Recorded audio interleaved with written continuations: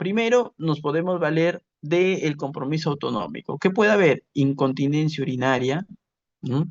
Que en el varón puede también traducirse como una disfunción eréctil, o también puede haber una hipotensión ortostática, ¿no? Ya saben que ante el cambio brusco de postura de sentado a de pie, puede haber una diferencia, una caída de 30 milímetros de mercurio de la presión arterial sistólica o 15 milímetros de mercurio de la presión arterial diastólica. Entonces aquí el componente autonómico es importante y es obviamente, o son hallazgos que no son tan de inicio en la enfermedad de Parkinson, ¿no?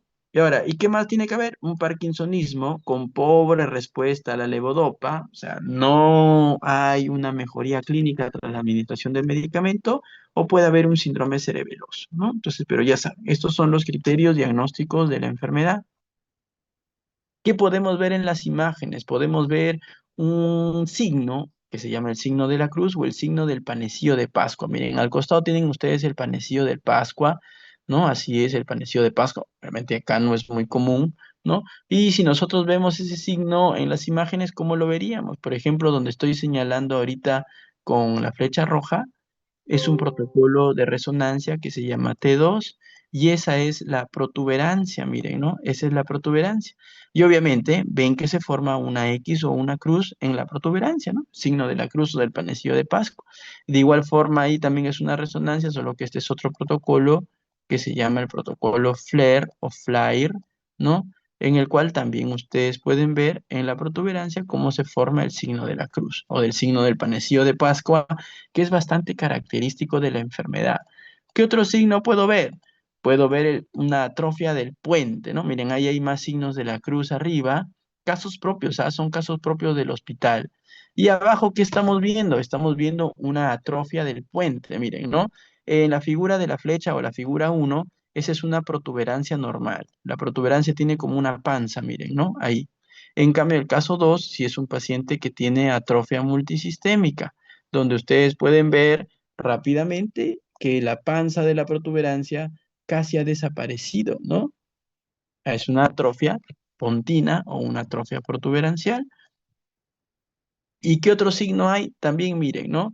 Esta también es una resonancia, solo que es un protocolo específico que se llama el protocolo SWI o protocolo de susceptibilidad magnética. En aquellos casos con AMS, esa zona que está marcada con la flecha que se llama el putamen comienza a verse más oscura, ¿no? Comienza a verse más oscura. Y ese es un signo que se llama el signo de la hipointensidad putaminal, justamente, ¿ya? Entonces son marcadores que si ustedes le suman a eso, disfunción autonómica, parkinsonismo y o un cuadro cerebeloso, pues es muy sugestivo de la enfermedad. Pero son enfermedades de difícil diagnóstico, porque no son de libro, pues, ¿no? Muchos inclusive de estos casos son catalogados años como enfermedad de Parkinson, pero luego en la evolución comienza a verse que no tienen digamos que las características clásicas no evolucionan como un Parkinson. Entonces, miren, ¿no? Hay algunas diferencias en el tiempo en años abajo. Vean cómo la pérdida de la efectividad del medicamento es temprano en la atrofia multisistémica. Vean cómo también de forma temprana hay disfunción eréctil. Vean cómo de forma temprana hay hipotensión ortostática, ¿no? Entonces, esas manifestaciones que si bien es cierto, también están en el Parkinson, en esta enfermedad se forman o aparecen de forma mucho más temprana que en la otra. Otra de estas entidades, Parkinsonismus Plus, es la parálisis supranuclear progresiva o PSP. ¿Por qué se caracteriza esta enfermedad? Obviamente tiene parkinsonismo, ¿no? Pero ¿qué más tiene? Hay bastante inestabilidad postural que los predispone a caídas. Son clásicas las caídas tempranas. Recuerden, en el Parkinson la inestabilidad es tardía, las caídas son tardías. Caídas tempranas, hay que sospechar de PSP y hay un compromiso de la mirada o hay una parálisis de la mirada, ¿no? ¿A qué se refiere esto? Cuando el paciente pues se le pide que mire hacia arriba o hacia abajo, estos pacientes tienen una marcada dificultad para la mirada vertical. Prácticamente no llevan el ojo ni arriba ni abajo, lo hacen con muchísima dificultad y el rango es mínimo. ¿Qué más puede haber? Puede haber demencia, el Parkinson también, puede haber rigidez axial, también, puede haber parálisis vulvar, también. ¿A qué se refiere la parálisis vulvar? A un compromiso deglutorio, fonatorio, ¿no? O sea, hay problemas para la deglución, problemas para la articulación de la palabra, ¿ya? También es una enfermedad rara, también representa un porcentaje bajo de los parkinsonismos, la edad promedio también es muy cercana a la enfermedad de Parkinson, es más frecuente en hombres y también la sobrevida es mucho menor que la sobrevida de los pacientes con la enfermedad de Parkinson, ¿no? O sea, se mueren más rápido estos Parkinsonismos plus. ¿Cuál es la patogenia? Y acá también hay otra diferencia. Eh, Tanto el Parkinson como la AMS son alfa-sinucleinopatías. En cambio aquí, esta enfermedad, la PSP, no es una alfa-sinucleinopatía, sino es una taupatía. ¿Por qué es una taupatía? Porque aquí, al igual que en la enfermedad de Alzheimer, o los depósitos intracitoplasmáticos intraneuronales son de una proteína tau anormalmente formada. ¿Ya? ¿Qué se afecta? Diversas estructuras como el globo pálido, el núcleo subtalámico, el núcleo rojo, varias estructuras, pero llama la atención, miren, los núcleos oculomotores, es por eso que también hay dificultad para la supra y para la infraversión de la mirada, ¿ya? ¿Cuál es la clínica? Entonces, hay características importantes. En primer lugar, hay inestabilidad postural y caídas. Inestabilidad postural y caídas. ¿Cuál es este signo del misil? Es que cuando al paciente se le pide que se pare de la silla, el paciente puede pararse con tal brusquedad y con tal inestabilidad que el mismo hecho de pararse de una silla puede provocar la caída. ¿Ya? Hay parkinsonismo, obviamente, pero no es característico el temblor. ¿No? No hay temblor. En el Parkinson, la mayoría tiene temblor. Aquí no hay temblor. ¿Va? Pobre respuesta al levodopa también. ¿Qué puede haber? Retrocolis, ¿no? Esta postura, mire, donde el paciente tiende a estar con la cabeza hacia atrás. Tiende a estar con la cabeza hacia atrás por muchas razones, siendo dos de ellas, en primer lugar, la distonía axial, o sea, hay una alteración o hay una contractura de la musculatura paravertebral cervical. También porque hay una dificultad de mantener una mirada fija alta, ¿ya? ¿Qué más puede haber? Blefaroespasmo, que es un espasmo de los párpados, ¿no? El paciente cuando parpadea, en algún momento se le cierra el ojo ahí, hace un espasmo palpebral que no le es fácil abrir. Hay una alteración de los movimientos sacádicos. ¿Cuáles son los movimientos sacádicos? Son los movimientos rápidos de los ojos, ¿no? Mira rápidamente hacia distintos lados, son los sacádicos. Hay una parálisis de la mirada vertical, ya les he dicho, para mirar hacia arriba, pero más llamativa para mirar hacia abajo. Hay disartia, disfagia, alteraciones conductuales, etcétera, ¿no? Miren, por ejemplo, ahí el paciente tiene esa típica facies, ¿no? Tiene esa típica facies como que está asustado, por así decirlo, ¿ya? ¿Qué hay en las neuroimágenes? Aquí sí hay unos signos llamativos. Por ejemplo, tienen el signo del colibrí. Donde pongo una N es una resonancia normal.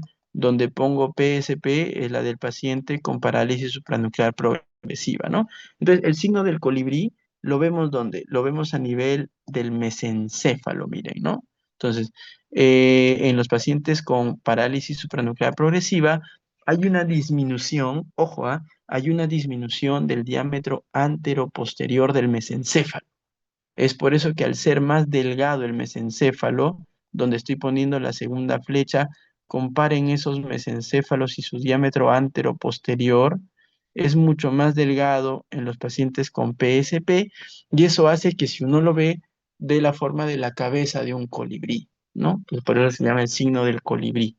¿Qué más? O también le llaman el signo del pingüino, ¿no? Miren ahí una normal y un paciente con PSP, el mesencéfalo adelgazado da la apariencia de un pingüino, ¿no? Da la apariencia de un pingüino. ¿Qué otro signo hay? Hay el signo del ratón Mickey también, ¿no? Entonces, ¿por qué? Como les digo, lo que hay es una disminución progresiva del diámetro anteroposterior del mesencéfalo. Entonces, cada vez más ese diámetro anteroposterior va disminuyendo, cada vez se hace más pequeño, y es por eso que cada vez más los pedúnculos cerebrales dan la apariencia de las orejas del ratón Mickey, ¿no? Ahí, miren, ¿no? y obviamente el resto del mesencéfalo da apariencia de su cara, ¿no? Por eso que se llama el signo de ratón Mickey, por una disminución del diámetro antero-posterior del mesencéfalo, ¿ya? Entonces, miren ahí un caso propio, mira, ahí pueden ver que, bueno, lamentablemente tiene que ver el nombre, pues un nombre peruano, María García, ¿no? Miren, ¿no? Como tiene ahí en la imagen de su izquierda el signo del pingüino del colibrí y como en la imagen del lado derecha tiene el signo del ratón Mickey, ¿no? ¿Típico de qué? Típico de la parálisis supranuclear progresiva. También esta es una figura que hace ver cómo las manifestaciones clínicas en los pacientes con PSP y con atrofia multisistémica son diferentes a la enfermedad de Parkinson, ¿no? Siendo, por ejemplo, las caídas, ¿no? Mucho más frecuentes o mucho más tempranas en los pacientes con PSP, ¿no? Siendo también el deterioro cognitivo más temprano en los pacientes con PSP que en los pacientes con la enfermedad de Parkinson. Entonces, en el Parkinson desde la aparición de los síntomas motores hasta el resto pasan muchos años. En los Parkinsonismos Plus pasa muy poco tiempo, muy pocos años. Y además el tiempo de vida es corto en los pacientes con Parkinsonismo Plus. Y la última enfermedad es o la penúltima enfermedad es la degeneración córtico-basal. Esta sí es una enfermedad mucho más infrecuente que las dos anteriores, ¿ya? Y esta enfermedad también es una taupatía, o sea, hay depósitos intraneuronales de proteína tau. ¿Por qué se caracteriza esta enfermedad? Esta enfermedad sí es un poco infrecuente, ¿no? ¿Qué hay? De la parte motora hay un parkinsonismo que es asimétrico, o sea, afecta a un lado del cuerpo muy diferente del otro lado del cuerpo. Van a haber distonías, ya saben que las distonías son contracturas crónicas musculares, y van a haber mioclonías, ya saben que las mioclonías son sobresaltos. Y esa es una de las características más importantes de esta enfermedad, que no hay ni en Parkinson, no hay ni en AMS, no hay ni en PSP, no, las mioclonías son características de la degeneración corticobasal y obviamente se llama córtico basal porque también hay un compromiso temprano de las funciones superiores. Hay un deterioro cognitivo temprano, hay apraxia temprana. Ustedes ya saben qué es la apraxia, ¿no? La incapacidad para ejecutar un acto motor, ya lo saben. Hay fenómeno del miembro extraño o de la mano alienígena, ¿no? ¿A qué hace referencia? Son pacientes en los cuales ustedes los ven ahí las grabaciones, ¿no? Te sentado y la mano comienza a hacer un movimiento extraño, se levanta, inclusive puede hasta golpearse el mismo y luego baja y sigue su curso normal, ¿no? Hay pérdida sensorial cortical, sí, hay una alteración sensitiva parcheada en distintas áreas del cuerpo, cambios conductuales, afasia, ¿no? Ahora, por ejemplo, aquí tenemos dos tablas que intentan representar tanto los hallazgos motores como los hallazgos corticales característicos en esta enfermedad. Por ejemplo, ¿qué hay? Rigidez, bradicinesia, inestabilidad postural y caídas como las manifestaciones motoras más frecuentes, ¿no? Tanto de inicio como en el curso de la enfermedad. Y miren, más importante, este es lo que le da el nombre de parkinsonismo, pues, ¿no? Pero ¿qué lo diferencia del Parkinson y de los otros? Que hay un compromiso temprano de la parte cognitiva y obviamente durante el curso de la misma hay cambios conductuales tempranos, hay apraxia de extremidades temprano, el miembro alienígena, por ejemplo, no abajo, hay afasia temprana, que obviamente no son para nada manifestaciones tempranas ni en el Parkinson ni en los otros tipos de Parkinsonismo. Los criterios diagnósticos, ya les he comentado, ¿no? Un inicio insidioso, un curso gradual, un año tiene que haber, más de 50 años con esas características, ¿no? Un parkinsonismo asimétrico sumado con alteraciones corticales, ¿ya? Un parkinsonismo asimétrico, como ustedes lo pueden leer ahí, un parkinsonismo asimétrico sumado con alteraciones corticales, ¿como cuál? Como mioclonías, como apraxia, como déficits sensoriales o el fenómeno del miembro extraño, del miembro alienígena. ¿Cuáles son los hallazgos en las imágenes de esta degeneración corticobasal? Como ustedes mismos los están viendo en las figuras abajo, hay una atrofia cortical asimétrica, o sea, hay una disminución del volumen cerebral, pero no es proporcional en ambos hemisferios. Es más en un lado que en el otro. Como ustedes pueden ver, ¿qué más van a ver? Va a haber atrofia de los pedúnculos cerebrales, ¿no? Arriba, ¿no? Estos son los pedúnculos cerebrales. Miren cómo uno está más pequeño que el otro, ¿no? Ese es el mesencéfalo.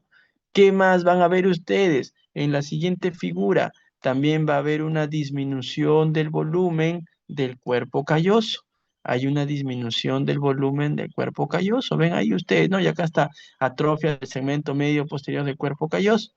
¿Qué más va a haber? Va a haber hiperintensidades, ¿no? Aquí está, hiperintensidades o hiperseñales a nivel de las zonas periventriculares cercanas ¿a qué? Cercanas a la corteza motora primaria, ¿verdad? Como pueden verlo acá, ahí está señalado.